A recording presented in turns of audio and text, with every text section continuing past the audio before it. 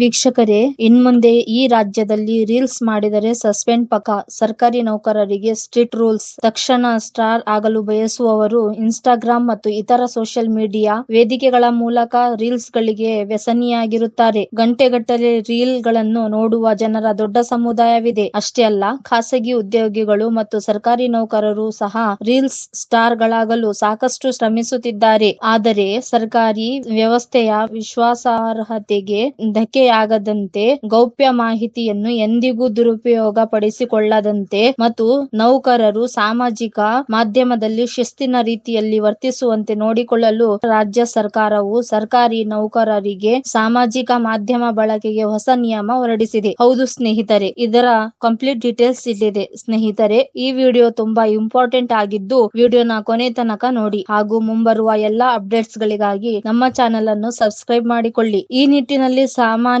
ಆಡಳಿತ ಇಲಾಖೆಯಿಂದ ಸುತ್ತೋಲೆ ಹೊರಡಿಸಲಾಗಿದ್ದು, ಸರ್ಕಾರಿ ನೌಕರರು ಸಾಮಾಜಿಕ ಮಾಧ್ಯಮವನ್ನು ಬಳಸುವಾಗ ನಿಯಮಗಳನ್ನು ಕಟ್ಟುನಿಟ್ಟಾಗಿ ಪಾಲಿಸಬೇಕು ಎಂದು ತಿಳಿಸಿದೆ. ಸರ್ಕಾರಿ ನೌಕರರು Facebook, X, Instagram, YouTube, WhatsApp ನಂತಹ ಸಾಮಾಜಿಕ ಮಾಧ್ಯಮ ವೇದಿಕೆಗಳಲ್ಲಿ ಅಭಿಪ್ರಾಯ ವ್ಯಕ್ತಪಡಿಸುವಾಗ ಅಥವಾ ಪೋಸ್ಟ್ ಮಾಡುವಾಗ ಸರ್ಕಾರಿ ನೀತಿಗಳನ್ನು ಉಲ್ಲಂಘಿಸಬಾರದು ಎಂದು ಸುತ್ತೋಲೆ ಮೂಲಕ ಸ್ಪಷ್ಟಪಡಿಸಿದ್ದಾರೆ. ಗೌಪ್ಯ ಮಾಹಿತಿಯನ್ನು ಬಹಿರಂಗಪಡಿಸುವುದು, ಸರ್ಕಾರದ ವಿರುದ್ಧ ಸುಳ್ಳು ಅಥವಾ ಅಪ್ರಾಮಾಣಿಕ ಮಾಹಿತಿಯನ್ನು ಪ್ರಸಾರ ಮಾಡುವುದು ಮತ್ತು ಜಾತಿ, ಧರ್ಮ, ಭಾಷೆ, ಪ್ರದೇಶ ಅಥವಾ ಸಾಮಾಜಿಕ ಗುಂಪುಗಳ ನಡುವೆ ವಿಭಜನೆಯನ್ನು ಉಂಟು ಮಾಡುವ ಕಮೆಂಟ್ಗಳು ಅಥವಾ ವಿಷಯವನ್ನು ಪ್ರಸಾರ ಮಾಡುವುದು ನಿಷೇಧಿಸಲಾಗಿದೆ. ಹಾಗಾದರೆ ಹೊಸ ನಿಯಮಗಳಲ್ಲಿ ಏನಿದೆ? ಸರ್ಕಾರಿ ನೌಕರರು ತಮ್ಮ ವೈಯಕ್ತಿಕ ಖಾತೆಗಳಲ್ಲಿ ಸರ್ಕಾರಿ ನಿರ್ಧಾರಗಳನ್ನು ಟೀಕಿಸುವ ಅಥವಾ ತಪ್ಪು ತಿಳುವಳಿಕೆಯನ್ನು ಉಂಟು ಮಾಡುವ ಪೋಸ್ಟ್ ಗಳನ್ನು ಹಾಕಬಾರದು.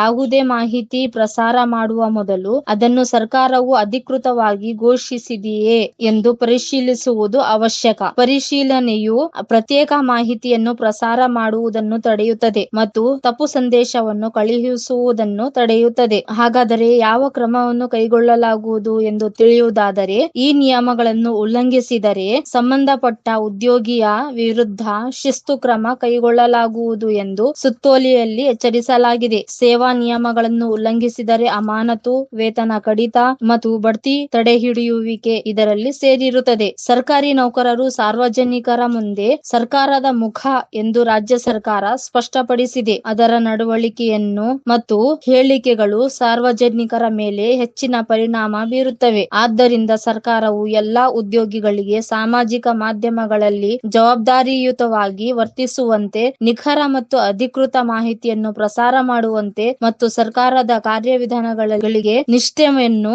ಕಾಪಾಡಿಕೊಳ್ಳುವಂತೆ ಮನವಿ ಮಾಡಿದೆ. ಇದಾಗಿತ್ತು ಇವತ್ತಿನ ಅಪ್ಡೇಟ್. ಮುಂದಿನ ಅಪ್ಡೇಟ್ಗಾಗಿ ನಮ್ಮ ಚಾನೆಲ್ ಅನ್ನು ಸಬ್ಸ್ಕ್ರೈಬ್ ಮಾಡಿಕೊಳ್ಳಿ.